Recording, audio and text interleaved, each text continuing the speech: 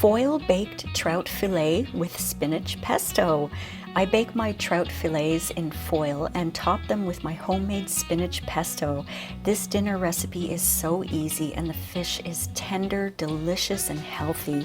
My pesto, if you can call it that, is nut-free, cheese-free, and basil-free. These are the ingredients for this delicious, healthy dinner. For the fish, you'll need a fillet of trout. You'll need some white wine, that's optional, or you could use some lemon juice, and some salt. And these are the ingredients for the pesto. 2 cups of fresh spinach. Now to measure the spinach, I just packed it in tightly to a 2-cup measuring cup. It comes to 94 grams or 3 ounces. You'll need some olive oil. I have 1/3 cup or 65 milliliters, 2 teaspoons or 10 milliliters of lemon juice, 4 cloves of garlic, a splash of white wine, and that's optional. You might need a little bit of water depending on how thick the pesto is. And you'll need a little bit of salt. All right, let's prepare our fish. Isn't that a beautiful fillet? This is a steelhead trout and it goes on sale usually in my area anyway after the new year, so I always stock up on it and put it in the freezer. But for this recipe you can use any fish. That spinach pesto will really work well on any fish. Now, let's get our pan ready. I have 2 pieces of foil, one going this way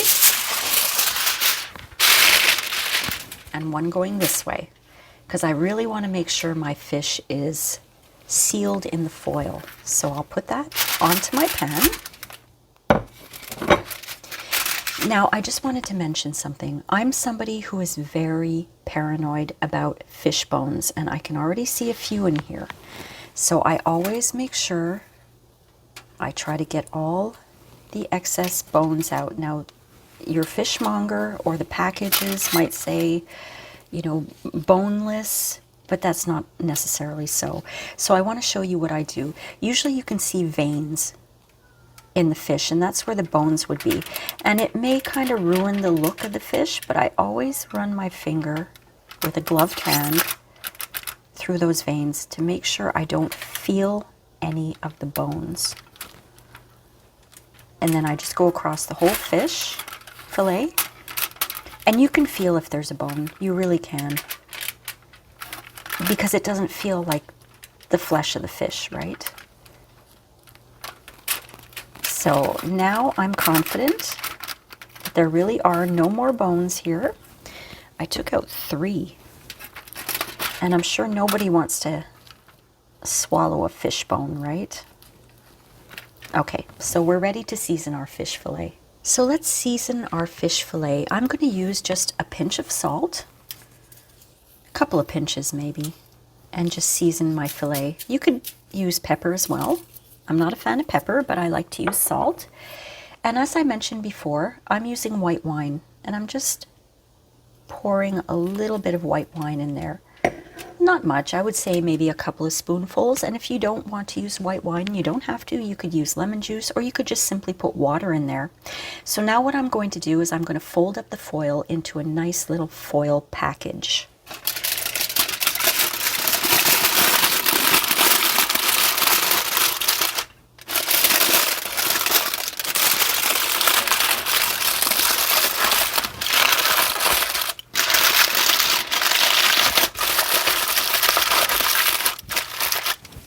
And that's it. The liquid that we put in there will help to steam the fish and make it really, really, really tender. Let's set this aside while the oven preheats and make our spinach pesto. There does not take a lot of preparation for this pesto, my friends. All of our ingredients are ready. I've rinsed my spinach. All I have to do now is just chop up my garlic, and I'm going to chop it up really rough. I'm not going to focus on, you know, making it look pretty and making it all minced and stuff like that, because basically it's all going into the blender. So I'm just chopping it roughly. Just like that. I'm actually just slicing it. This one's already, okay. This smells so good. I love the smell of garlic.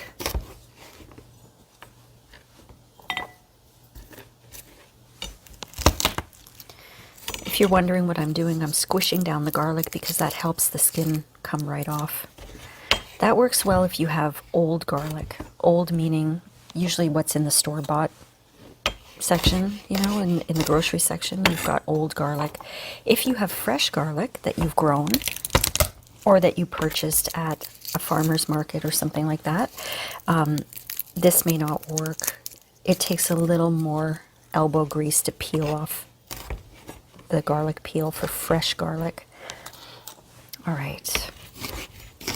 So I'm just going to give that just a little bit of a chop, but nothing fancy.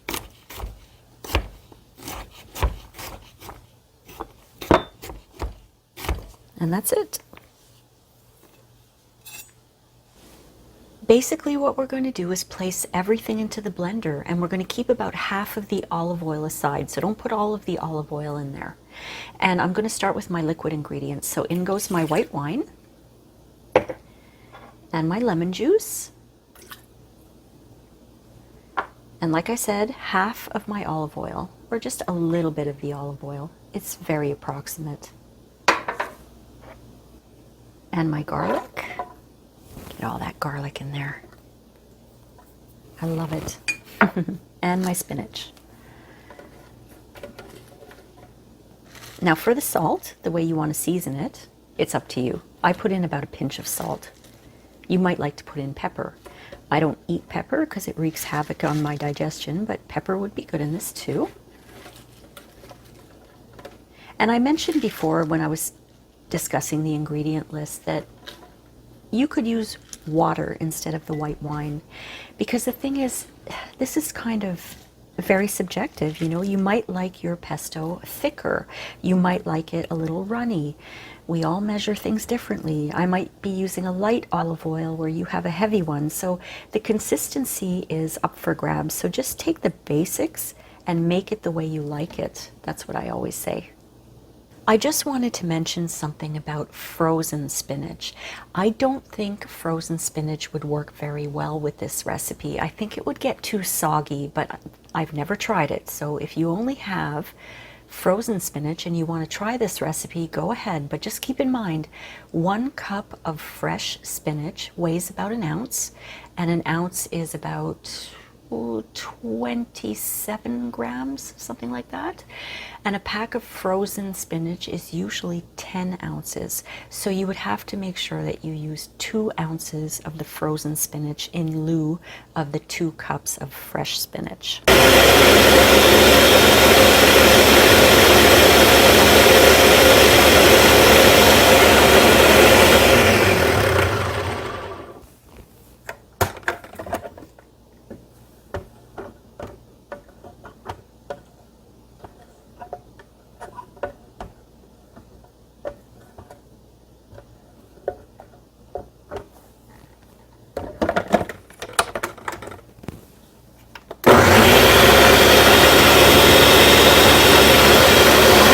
My blender setting on low, and as it's blending, I'm going to drizzle in the rest of the olive oil.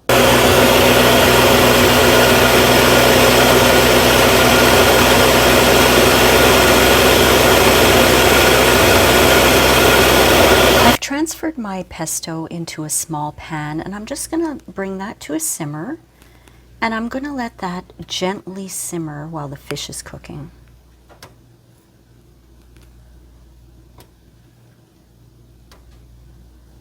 Well, my oven is ready, so I'm going to put the trout into the oven. Now, depending on the size of your fillet, you may need to bake this anywhere from 15 minutes to half an hour. Just maybe check it at the 15-minute mark and see if it's done. I just took my fish out of the oven and it's been baking for 20 minutes. So I'm going to check it to see if it's done. If you're doing this, be careful because steam could come out of the foil pack, right? I'm used to it, but if you're not used to it, wear gloves.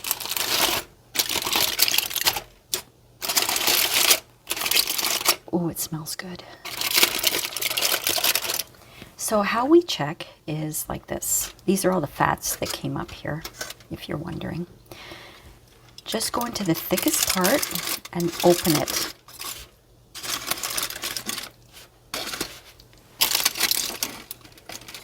And if it looks a little bit translucent, if you can see through it, then it's not done.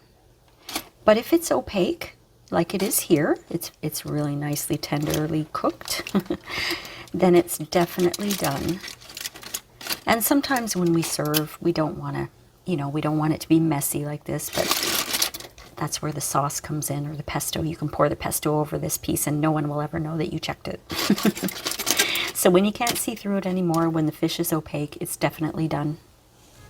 I love this dinner. It's so good for you and it's really delicious. Talk about healthy comfort food. I'm serving this with some quinoa. You could serve it as is, just the fish and the pesto, or maybe with some pasta or rice or a nice salad. I hope you enjoyed this video, my friends. If you did, please don't forget to hit the like button and subscribe for more home cooking. And feel free to share this recipe with anyone you think might enjoy it. Thank you so much for being here. I'll see you next time. Bye.